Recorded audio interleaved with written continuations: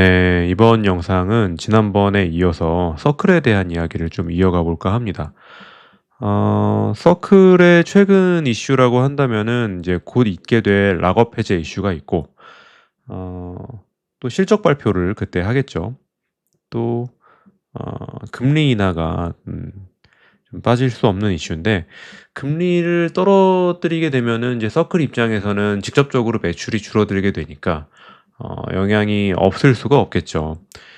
매출이 줄어들게 되면은 락업 해제 때도 당연히 영향이 있겠죠. 매출이 많이 줄어들 것으로 예상된다면 락업 해제 때 물량이 많이 나올 것이고, 실적이 뭐 그래도 괜찮을 것이다 한다면은 락업 해제 때 조금 이제 방어를 하겠죠. 아무래도 그때는 뭐 주가가 어떻게 되든 간에 변동성이 클 것은 분명하니까 신경을 안 쓸 수가 없습니다.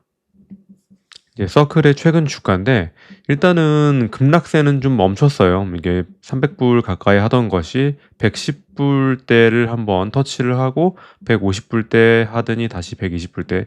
뭐 여기 이렇게 크게 주가의 움직일 때랑 비교를 해 보면은 최근 주가의 흐름도 뭐 110불에서 150불 갔다 120불 가면은 이제 변동성이 작다고 할 수는 없는데, 예전에 비해서는 좀 작아졌다, 좀 안정권에 접어들었다, 이제 이렇게 얘기할 수가 있겠죠. 뭐 그러거나 말거나 이제 USDC의 전체 시가총액은 이제 빠른 속도로 늘어나고 있습니다.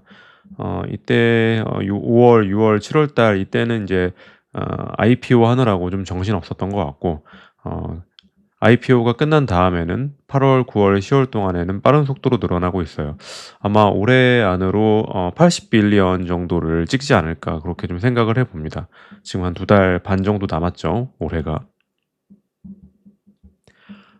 이게 지금 며칠 전에 난 기사인데, 이게 인제 관련 업계에 대한 관심이 없으면 굉장히 이해하기가 좀 어려운 내용의 기사예요.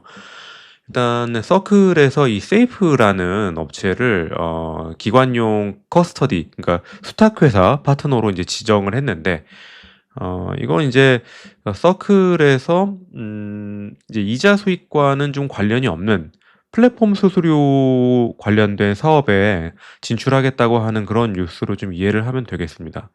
그러니까 이 세이프라는 회사는 어 이더리움 생태계에서 기관용 금고의 어떤 스탠다드라고 보면 되는데, 개인 지갑이랑은 좀 다르게 인제 이 세이프라는 이 회사에서 기관들을 상대로 다중 서명 기술을 제공을 하는 거거든요.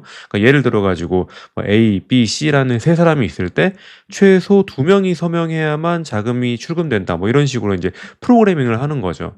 인제 이게 왜 중요하냐면은 어 이게 수천억 원의 자금을 굴리는, 예를 들면 그런 기관들의 자금 관리는 해킹이라든지 뭐 내부자 횡령이라든지 이런 걸 막기 위한 어떤 필수적인 보안 솔루션이 필요하거든요. 그런 보안 솔루션을 위해서 인제 이 세이프라는 커스터디 수탁 회사가 있는 겁니다. 그래서 인제 이 수탁 회사 세이프라는 회사랑 손을 잡고 어떤 기관들의 재무 관리 시장을 공략하기 시작한 거죠. 일단 여기 이 기사에 대해서는 여기까지만 얘기하고 그다음으로 좀 넘어가 볼게요. 현재 이 스테이블 코인 시장의 전체 시가총액 성장 속도는 굉장히 좋습니다. 비단 올해만 좋은 게 아니고 작년에도 좋았고, 23 년도에는 한번 좀 쉬었다 가긴 했지만은 전체적으로는 계속 우상향하는 쪽으로 갈 수밖에 없어요. 이거는 인제 통화량이 증가하면은 저는 이거는 계속 좀 증가한다고 보는데, 208 빌리언, 그러니까 올해 뭐 서클이 80 빌리언 정도 가겠다 아까 인제 얘기했었는데, 전체 스테이블 코인 시장은 뭐 이미 200 빌리언을 넘어서는 거죠. 그래서 이건 시티은행에서 내놓은 전망 자료인데, 2025년 말까지 해 가지고 250 빌리언 정도로 예상을 하는데, 이게 인제 2030 년의 전망치를 봤을 때 한 3,700 빌리언까지, 이거는 굉장히 인제 bullish한 전망을 얘기를 하는 것이고, 만약에 연평균 17% 정도 이제 성장했을 때 bearish하게 간다고 했을 때에는 550 빌리언까지 본다. 이제 기본 베이스는 한 1,600 빌리언 정도로 본다.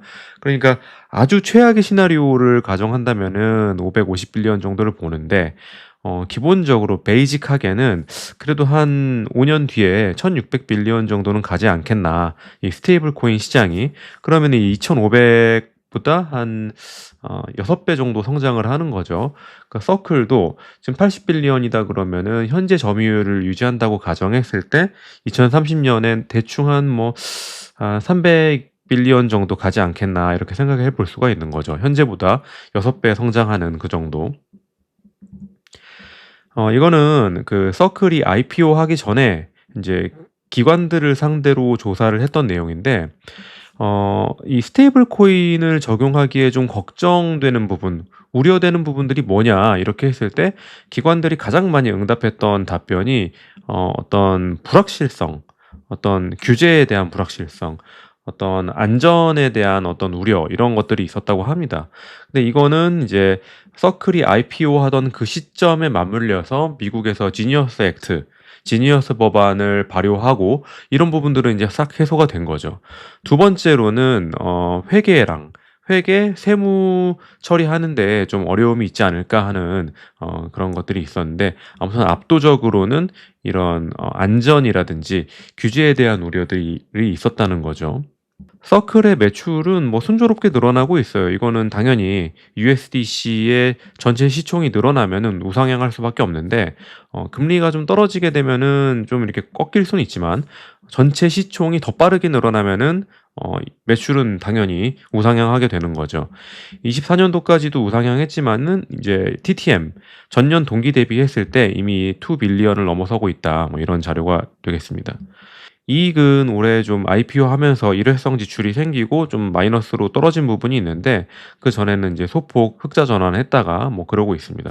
아마 인제 이거는 3 분기, 4 분기에도 마음 먹으면은 흑자로 갈 수는 있을 텐데 제가 지난번 영상에도 얘기했지만은 지금은 이제 공격적으로 이 마켓 쉐어를 그 점유율을 높여 나가는 과정에 있기 때문에 이익이 많이 나지 않는다고 해도 그 부분에 대해서는 너무 크게 걱정할 필요는 없는 것 같아요. 중요한 거는 매출 증가 속도가 중요하고 USDC의 마켓 캐피탈 전체 시가총액이 늘어나는 것이 중요하다.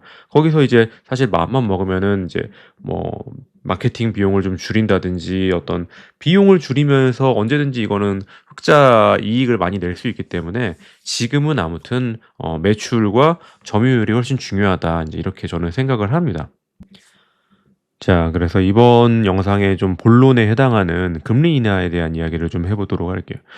이제 이 표는 미국의 단기 국채 금리에 대한 표인데 사실상 이게 이제 미국 금리에 대한 표라고 보면 됩니다. 왜냐면 이제 장기채는 좀 다른데 미국 단기 국채 같은 경우에는 연준에서 금리를 낮추면 바로 반응을 하고 직접적으로 연관이 있기 때문에 이게 보면은 2007 년, 2008 년도에 미국에서 이제 금융위기가 터지고 공격적으로 양적 완화를 했었죠. 그래서 이게 한 5% 까지 갔던 금리를 굉장히 수직 하락시키면서 경기를 부양하기 위해서 급한 불을 끄기 위해서 부단히 노력했던 흔적들이 있습니다.